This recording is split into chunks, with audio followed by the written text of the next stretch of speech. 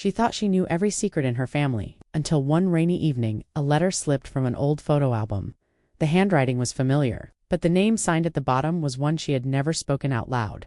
It was the first crack in the perfect picture, and soon cracks became fractures. A brother's quiet resentment, a sister's sudden disappearance from family dinners, and a mother's trembling hands whenever the past was mentioned. What would you do if you discovered that the person you trusted most had hidden the truth from you for decades? Would you confront them? Would you forgive them? Or would you keep the secret to protect what little peace was left? In the next 40 minutes, you will witness betrayal wrapped in love and love tangled in lies. You will hear confessions that will break your heart, and you will see how a single twist of fate can change everything forever. If life has ever surprised you in ways you never imagined, you will feel the story in your bones. Stay with me, because each chapter holds another turn you will never see coming. Before we dive in, I invite you to subscribe to this channel. That way, even if life interrupts you, you can return anytime and pick up right where you left off. And you won't miss the other true and unforgettable stories we share here. Stories that may make you cry, but might also help you heal now. Take a deep breath. The first secret is about to be revealed, and once you hear it, you will never think of family the same way again. The rain was steady that night, not a storm.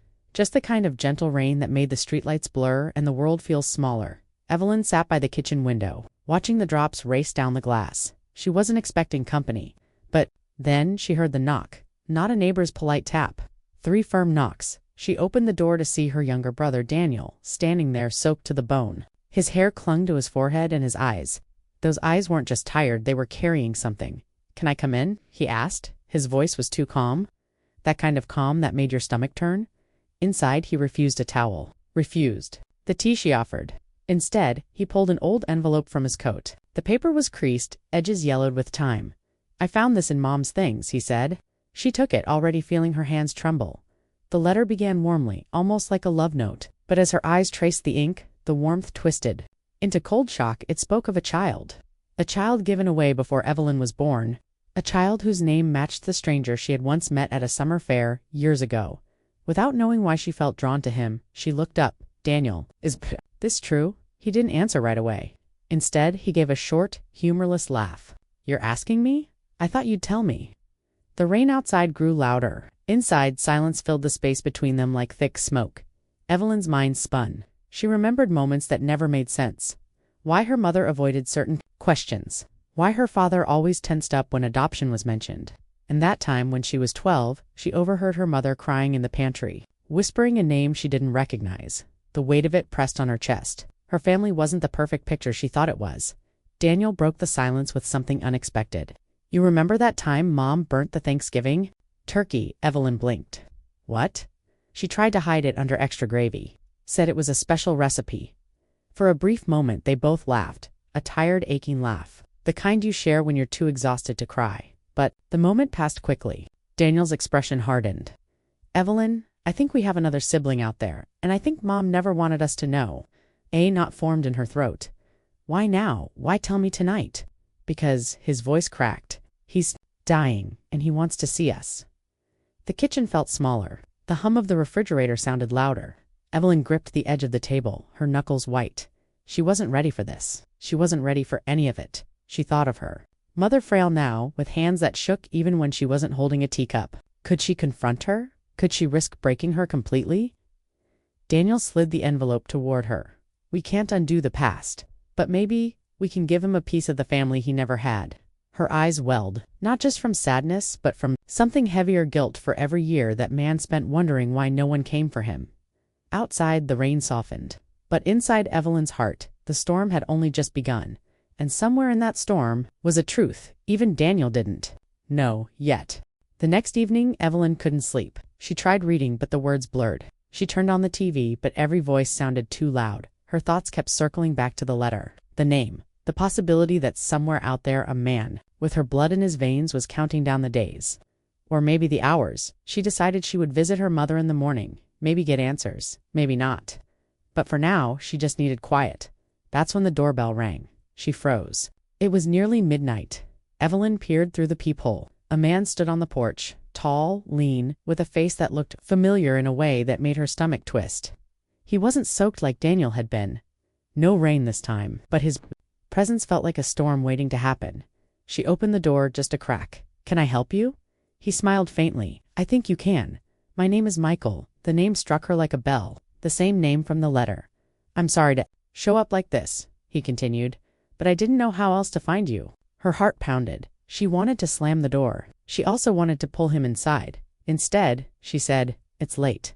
"I know," he replied. "I just didn't want another day to pass." Evelyn hesitated, then stepped aside. "Come in," he entered, glancing around like someone visiting a museum of their own past. "This was always how I pictured it," he said quietly. A warm house, pictures on the wall, someone waiting at the table. Evelyn didn't know whether to smile or cry. "Daniel told you?" she asked. Michael shook his head. "No, I told Daniel." That stopped her cold. "You what?" "I found him first," Michael said. "A week ago? He didn't tell you that." A tiny laugh escaped her, half nervous, half incredulous. "Of course he didn't, brothers." Michael looked down, his voice tightening. He seemed torn. "Said Mom wouldn't handle it well, but I don't have the luxury of time. My doctor's—" He trailed off, staring at his hands. Evelyn felt her throat close. "You're sick?" He nodded. "Stage 4. It's not about pity. I just wanted to know where I came from before I go." For a moment, neither spoke. The clock on the wall ticked far too loudly. Then, in an attempt to cut the tension, Evelyn gestured toward the kitchen. "Do you drink tea?" Michael's lips twitched into a smile. "Only if it comes with a slice of pie." It was such an ordinary request in such an extraordinary moment that she couldn't help but chuckle. "Well, you're in luck. There's a cherry pie in the fridge that's been judging me all week." They sat at the table, plates between them, the sweet smell of cherries filling the air. For a few minutes it was almost normal. Almost then, Michael's gaze shifted to a framed photo on the wall. Evelyn and Daniel as kids sitting on their father's lap. "That man," Michael said slowly. "He's your dad." "Yes." Michael's jaw tightened. "He's mine, too." The fork slipped from Evelyn's hand. "What are you saying?" "I'm saying your father knew about me, and he was the one who said I couldn't stay." The room seemed to shrink. The walls pushed in. "That's not possible," she whispered. Michael's eyes glistened, but his voice stayed steady. "He told me himself, 2 weeks ago." Evelyn pushed her chair back, standing so abruptly it scraped the floor. Her father, the man who taught her to ride a bike, who kissed her forehead before every school recital, had looked this man in the eye and told him to stay away. The air in the room thickened, every heartbeat louder than the last. Michael rose too. "I'm not here to ruin anything. I just needed you to know." Evelyn's voice broke. "Why? Tell me tonight." "Because I think," Michael said softly, "you deserve the truth before you hear it from someone else." They stood in silence for a long moment, the pie between them untouched. "Now." Then Evelyn managed. "I need time." Michael nodded. "I don't have much, but I'll give you all I can." When he left, the house felt colder. The clock kept ticking, and Evelyn knew whatever answers she sought from her mother in the morning would come with a price she wasn't ready to pay. Morning sunlight spilled across Evelyn's kitchen table, but it didn't bring warmth. She hadn't slept. Her mind kept replaying Michael's voice. "Your father knew about me." Those words clung to her like damp clothes. By 8 o'clock, she was standing on her mother's porch. The old wooden boards creaked under her weight. Her mother, Grace, opened the door, wearing a robe and that familiar, disapproving squint. "Evelyn, it's Saturday," Grace said. "I was hoping for coffee before the interrogation." Evelyn stepped inside, not bothering to smile. "We need to talk," Grace sighed. "If this is about Daniel's poker night and my potato salad disappearing, I already know he's the thief." It almost drew a laugh from Evelyn, but she wasn't in the mood. "It's not about potato salad, it's about a man named Michael." Her mother froze, the color draining from her face. "Evelyn, caught it? You do know him?" Grace turned away, heading toward the kitchen. "I know a lot of Michaels." "Don't," Evelyn said sharply. "He came to my house last night. He said Dad knew about him. He said Dad told him to stay away." Grace's hands trembled as she reached for the coffee pot. "Your father was a complicated man." Evelyn felt her voice rise. "Complicated? Or dishonest?" "Is Michael my half-brother?" Grace said flatly, not turning around. The words hit Evelyn like a punch. "You lied to me," she whispered. "All these years, I protected you," Grace shot back, spinning to face her. "Your father made mistakes. I tried to keep them from becoming your mistakes." Evelyn shook her head. "That's not your choice to make?" Silence stretched between them. Then Grace set her coffee down, her shoulders sagging. "There's something you don't know. She walked to a small cabinet in the corner, the one Evelyn always thought was for storing recipes. Grace unlocked it with a tiny brass key from her necklace. Inside were stacks of envelopes, yellowed with age, tied with a ribbon. Grace pulled one from the middle and handed it to her. "This is the first letter he sent me. I was 18. Evelyn unfolded the brittle paper. The handwriting was unmistakable. Her father's looping script, but the date in the corner made her stomach drop. It was from 2 years before she was born. The letter wasn't to Grace. It was to Michael's mother. "I wish I could be there. I'm sending what I can. Please tell Michael I'm proud of him." Evelyn's hands shook. "You kept these?" Grace nodded. "Your father swore he ended it before we married, but the letters kept coming. I never answered. I didn't want to be part of it, but when Michael was born, he was already part of him." Tears pricked Evelyn's eyes. "So Dad didn't just know him. He supported him for years." Grace's voice softened. "Until he didn't. One day the letter stopped. I don't know why." Evelyn pressed the paper to her chest. "Michael said Dad told him to stay away. 2 weeks ago, that means." Grace looked pained.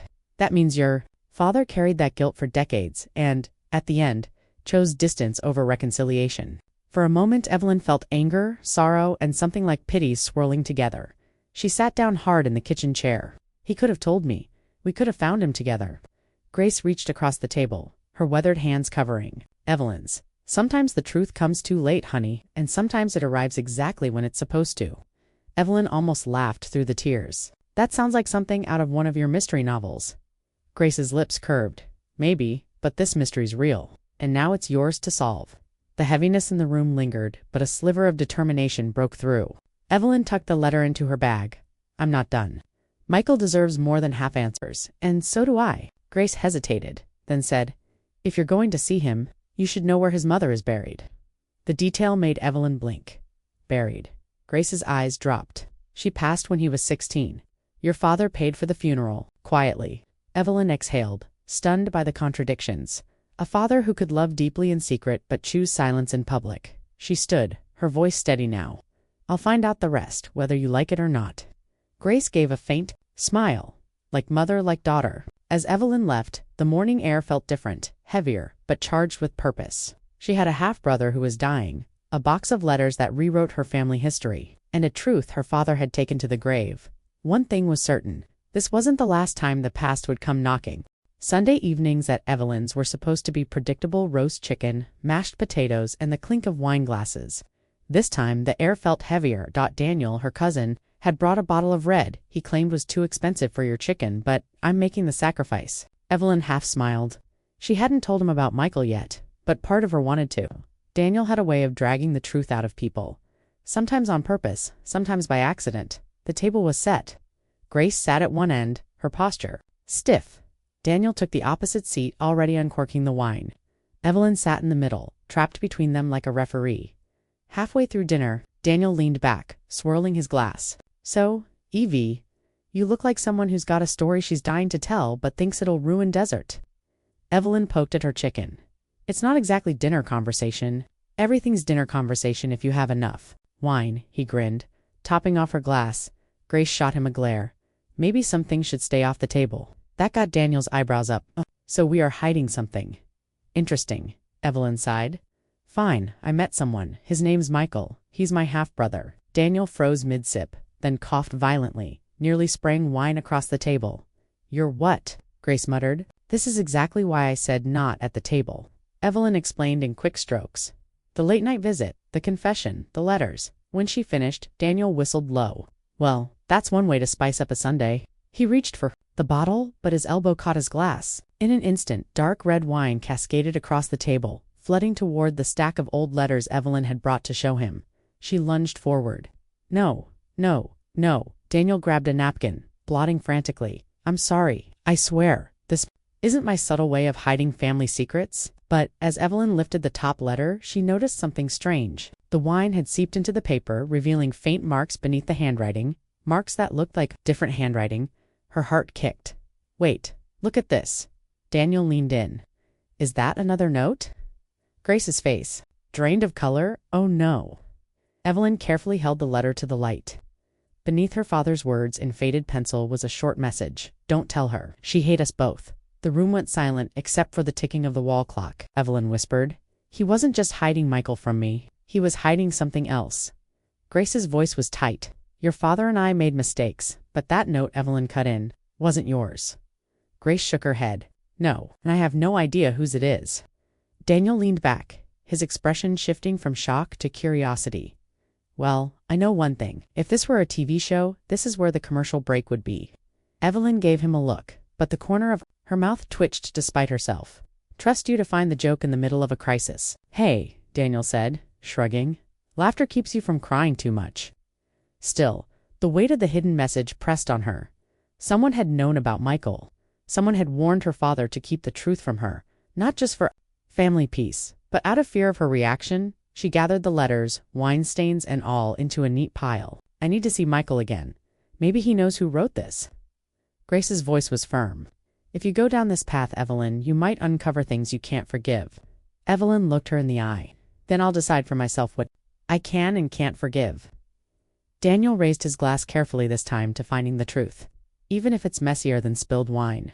For a moment, Evelyn almost laughed. Almost, but in her chest the determination hardened. The letters had more to say, and so did Michael as the evening wound down. She noticed Grace avoiding her gaze, her hands trembling slightly as she cleared the dishes. Evelyn couldn't tell if it was fear, guilt, or both. One thing was certain. The wine spill had uncovered more than a stain.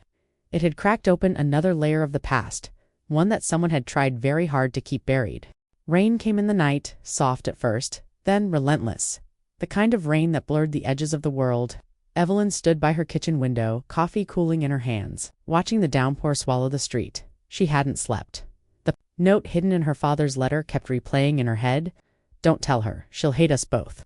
The words weren't just ominous, they were personal. Michael had agreed to meet her again, but not until the weekend. That left Evelyn with too many days to think, and thinking was dangerous right now.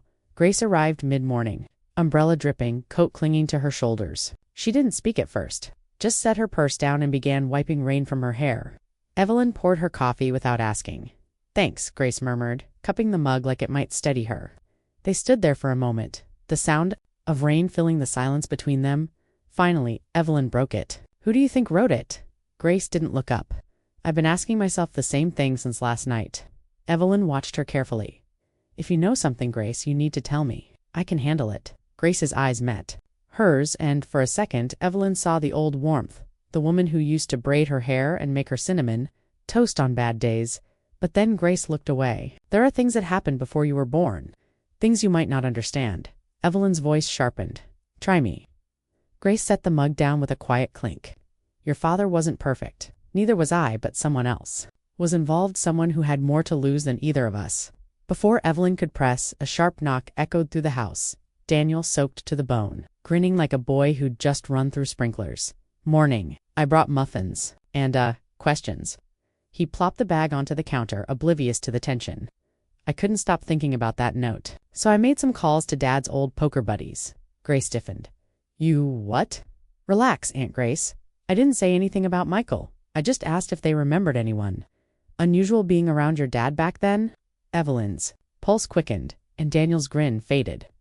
One of them said there was a man, tall, quiet, never gave his real name. Showed up a few times, always left with your dad after everyone else was gone. Grace set her jaw. We're not talking about him? Evelyn's voice was low. We are now. The rain hammered harder against the windows. Like the storm outside was answering the storm inside, Grace's hands trembled as she spoke. His name was Richard. At least that's what he told us. Your father trusted him. I didn't.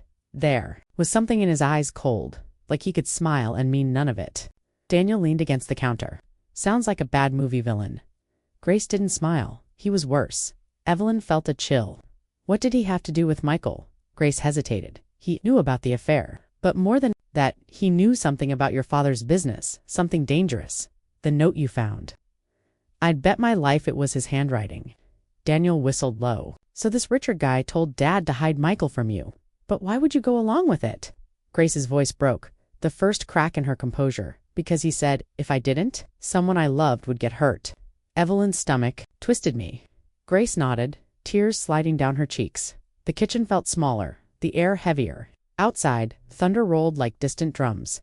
Evelyn's voice was quiet but firm. If Richard's still out there, I need to find him. I need to know what else he kept from me. Daniel crossed his arms. And if he doesn't want to be found, Evelyn met his gaze. Then I'll make sure he wishes he'd stayed in hiding. For a moment, no one spoke. The storm outside surged, lightning flashing against the walls. Daniel finally broke the silence, holding up a muffin. Okay, but can we at least eat first? If we're hunting mysterious villains, I'd like to do it. On a full stomach, it was absurd enough that Evelyn laughed just once, sharp and unexpected.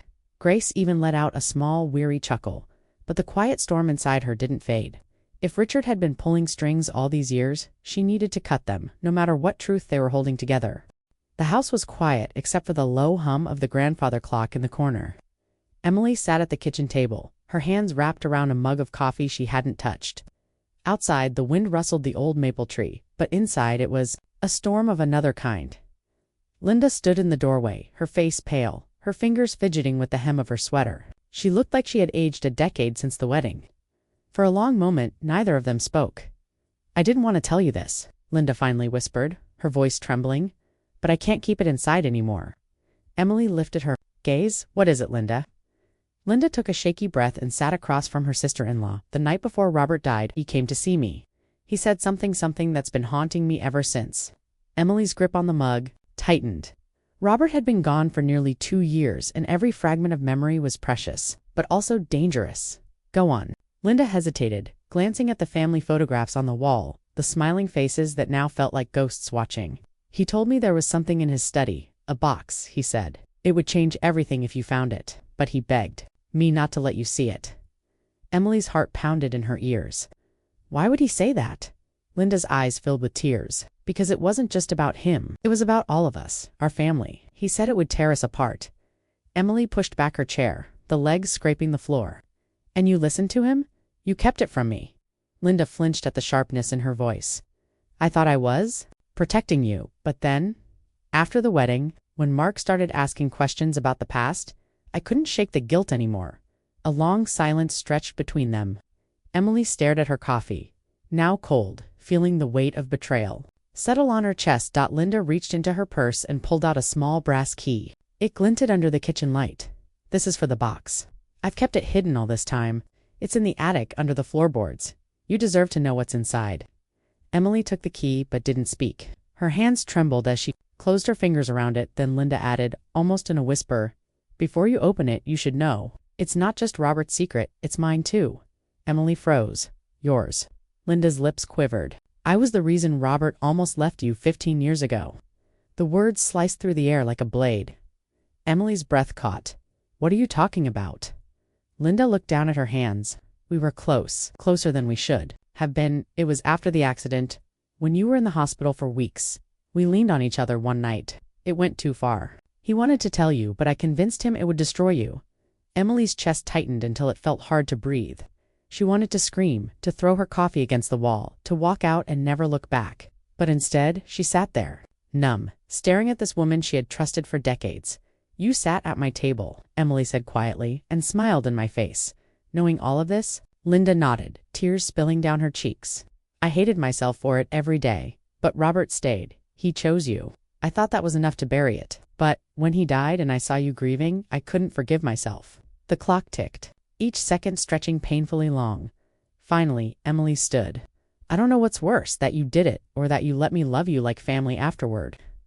Linda's sobs broke the stillness, but Emily didn't comfort her. She walked to the window, staring out at the bare branches swaying in the wind. Somewhere deep down, she knew she had to open that box, but now she feared what else she might find. She turned back toward Linda. "When I open it, I don't want you here." Linda wiped her eyes, nodded, and slowly made her way to the door. Before leaving, she paused. "Emily, I never stopped loving you as a sister. I just lost my way." Emily didn't reply. The door closed behind her, leaving only the hum of the clock and the sound of Emily's heartbeat pounding in her ears. She looked down at the small brass key in her palm. Whatever was inside that box, it was no longer just Robert's truth. It was the truth about all of them, and she wasn't sure she was ready to face it. The lawyer's office smelled faintly of old books and polished wood, a place where secrets had been sealed and unsealed for decades. Evelyn sat between Grace and Daniel, staring at the heavy oak desk where Mr. Whitaker shuffled papers with slow, deliberate hands. "Thank you for coming," he said, adjusting his glasses. "This pertains to your father's last will and testament, and an addendum he made only a year before he passed." Evelyn's pulse quickened. An addendum, yes, quite unusual actually, and there's an item he specifically instructed me to give to you today. Whitaker slid a small velvet box across the desk. The deep red fabric looked almost too perfect, as if time hadn't dared to touch it. Evelyn hesitated before opening it. Inside lay a gold ring, worn smooth in some places, but with a strange crest carved into the band. She'd never seen it before. At least, she didn't think she had. Grace's breath caught. "Oh my God, you recognize it?" Evelyn asked. Grace's voice was almost a whisper. "It belonged to Richard." The room seemed to shrink. Daniel leaned forward. "Wait, the creepy tall guy from the poker stories? Why does Dad have his ring?" Mr. Whitaker cleared his throat. "There's more. Your father left a letter. Sealed. He insisted it only be read in this room, with all of you present." He broke the seal and began reading, his voice steady. "Evelyn, my girl, if you are hearing this, it means I am gone. And it means I failed to explain in life what I could no longer hide. Richard was not just a friend, he was my half-brother. He came to me for help but brought danger instead. I swore to protect you. From it, the boy you know as Michael is not my son, but his." Evelyn felt the world tilt. Grace covered her mouth. Daniel muttered something under his breath that sounded like a curse. Whitaker continued. "Richard made me promise never to tell you, but I could not leave this world without giving you a choice. To know him, or to let the past stay buried. The ring, it's his. If you wear it, he will come find you. If you lock it away, he will never bother you again. But know this, he will have answers I could not give, and questions you may not want to hear." Silence hung like smoke in the air. Daniel finally broke it. "So, Uncle Richard is actually Dad's brother. Michael's my wet cousin," Grace muttered. "Technically, but family's never been that neat in this house."